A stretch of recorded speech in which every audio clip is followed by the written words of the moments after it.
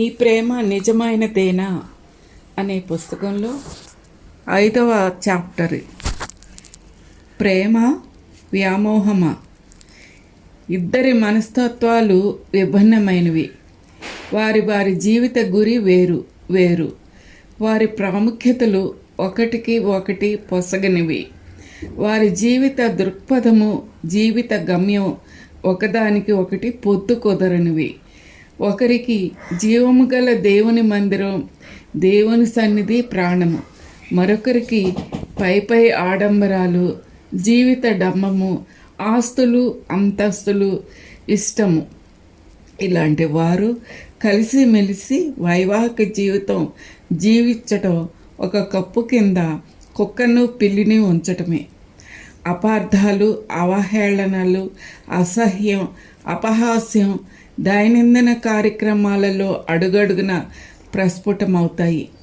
దేవునికి అతి ప్రియుడు, నా చిత్తానుసారుడైన వాడని దేవుడే దావీదు గురించి చెప్పగా, అట్టివాడు దేవుడి సన్నిధంలో ఆనందించటం తప్పు పట్టి హేళన చేసి ఎకసక్కంగా మాటలు మాట్లాడింది మీకాలు.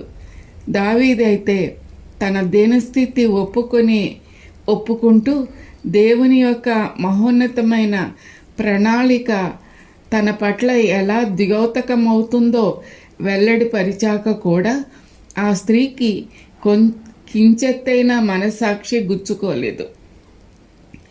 తన పనికి మాలిన వాగుడికి మనసు నొచ్చుకోలేదు. దీనినే వాతవేయబడిన మనస్సాక్షి అని అంటారు. తప్పు ఒప్పు అని గాఢంగా నమ్మే, తప్పుని ఒప్పు అని గాఢంగా నమ్మే వెర్రి వెంగళత్వం, కన్ఫ్యూజ్డ్ మైండ్ అది. నన్ను క్షమించండి. ఇంత జరిగినాకైనా ఆమె అహంకారపు మెట్టు దిగి తగ్గించుకొని దావీదును ఒక్కసారి నన్ను క్షమించండి అన్న ఒక్క మాట చెప్పలేకపోయింది. దుర్మార్గుడు, దురాత్మలతో ఆవహించిన తండ్రి సౌలుకి ఏమాత్రం తీసిపోలేదు. సౌలు కుమార్తె మీకాలు. ఇలాంటి భార్యాభర్తలు కలిసి ఎలా జీవిస్తారు? ఎడముఖం పెడముఖం తప్ప. తప్పు ఒప్పుకోకపోవటం అలా ఉంచి తాను చేసిన తప్పు ఒప్పేనని వాదించే స్త్రీ తన సర్వనాశనానికైనా సిద్ధపడుతుంది.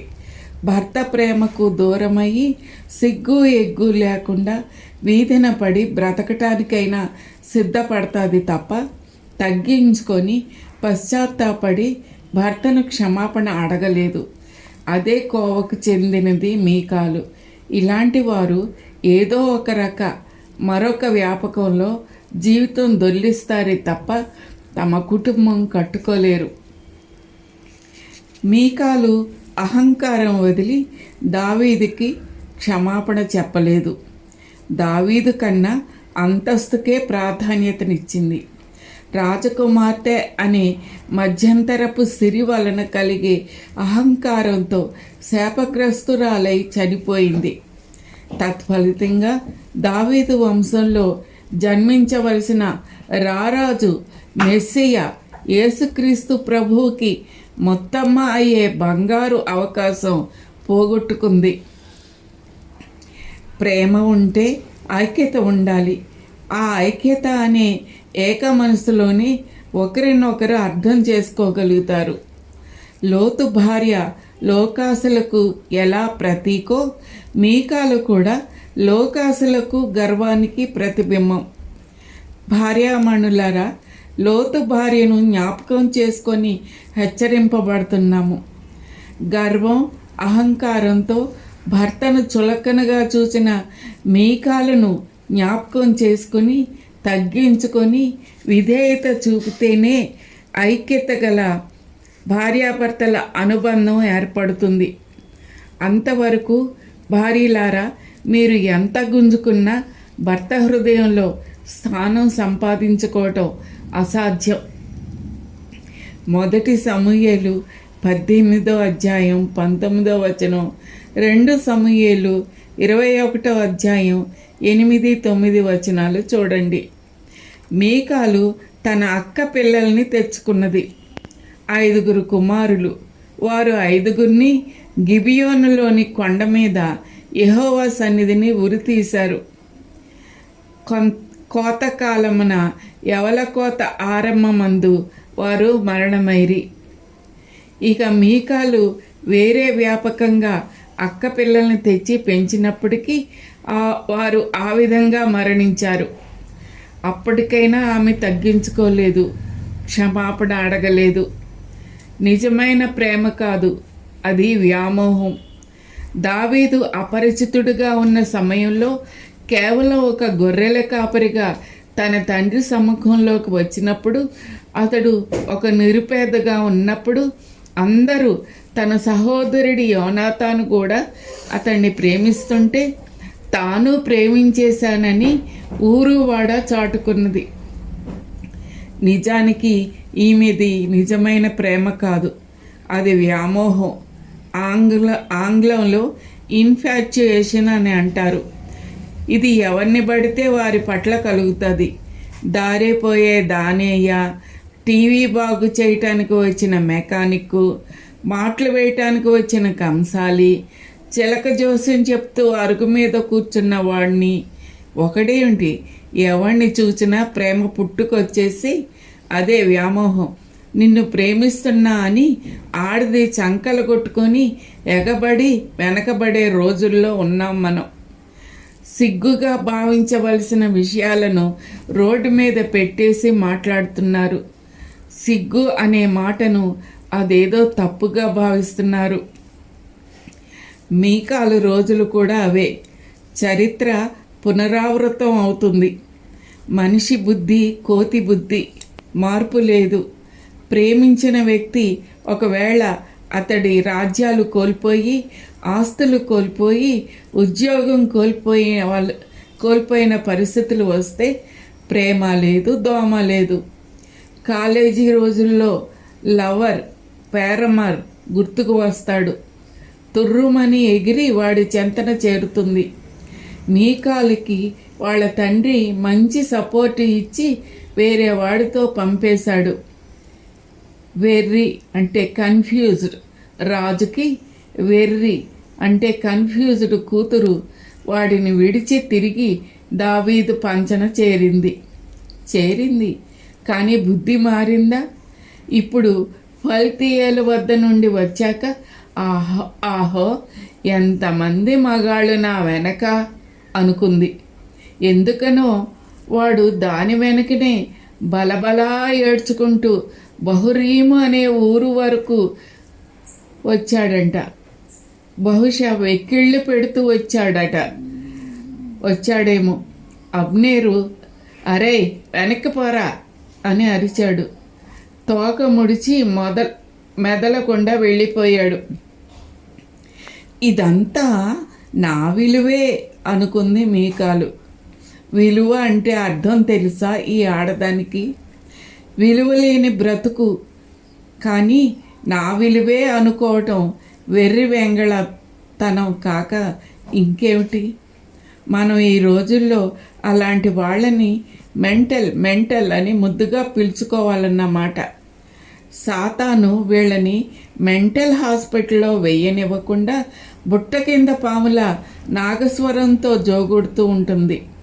కనుక వీళ్ళ విశ్వరూపం అప్పుడప్పుడు వారి ఇంటిలో, పనిచేసే స్థలాల్లో, రోడ్ల మీద ప్రత్యక్షమైనప్పటికీ ఎప్పుడూ అలాగే ఉంటారు. కనుక మెంటల్ హాస్పిటల్ కూడా వీరు పనికిరారు. సాతాను తంత్రాలు హైటెక్ స్ట్రాటజీలు అయిపోయాయి. మరి సూర్యుడు, వీరుడు, దైవభక్తి గల భర్త విలువ తెలియని ఈ శుద్ధ మొద్దు స్త్రీ అతడిని అవహేళన చేసింది. ఇప్పుడు దావీదు గ్రహించుకున్నదేమంటే తామిద్దరము కలిసి దేవుణ్ణి ఎన్నటికీ ఆరాధించలేమని. అందువలన ఆమెను తన హృదయంలో నుండి వైదొలిగించేశాడు. ఆమె అహంకారం వారి మధ్యలో అగాధం సృష్టించింది.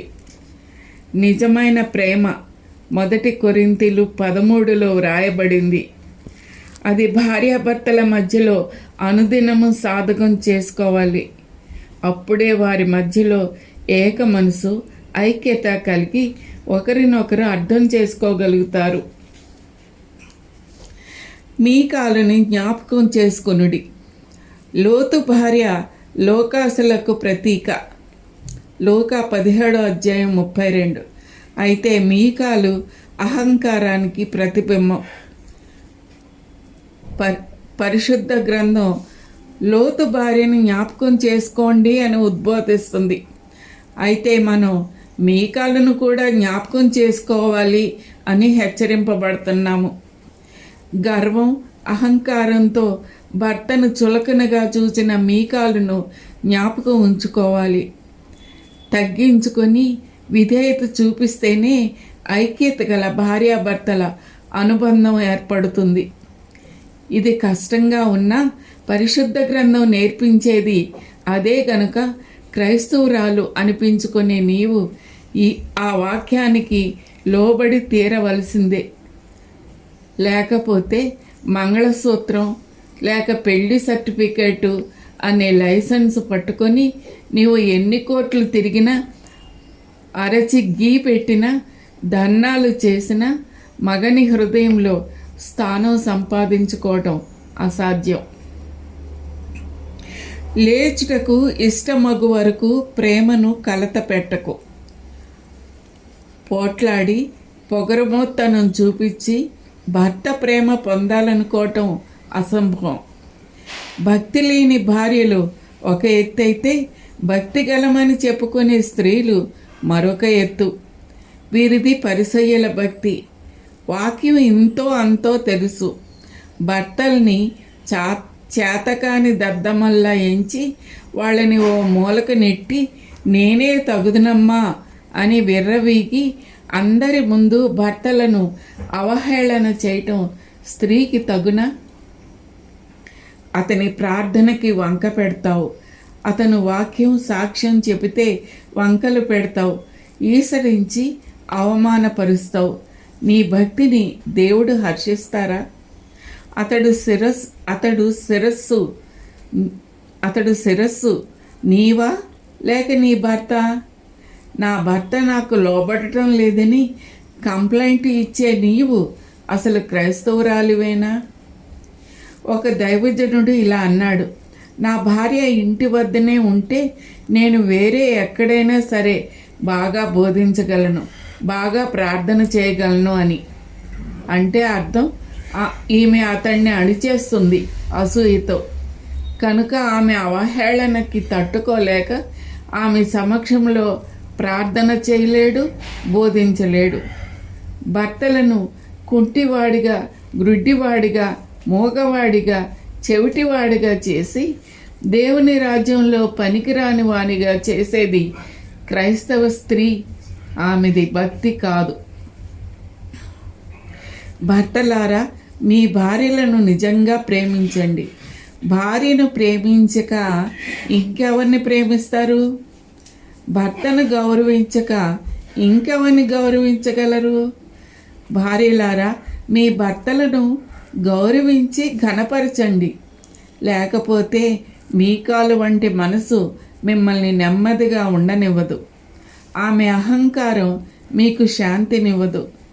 భక్తిహీనులు కదులుచున్న సముద్ర తరంగములను పోలి తమలో ఉన్న బురద వెలికి తెస్తారు. ఆమె తన అహంకారాన్ని వదలలేదు. దావీదుకు క్షమాపణ చెప్పలేదు, తగ్గించుకోలేదు.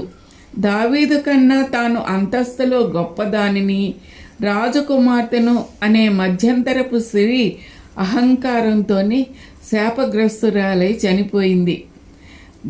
భర్త ప్రేమనైనా తృణీకరించి బ్రతకగలిగింది, కానీ తగ్గించుకొని విధేయురాలైన భార్యగా మాత్రం బ్రతకటానికి సుతరము ఇష్టపడలేదు. పరిశుద్ధ గ్రంథపు చరిత్ర పుటలలో అహంకారి అయిన భార్యగానే మిగిలిపోయింది.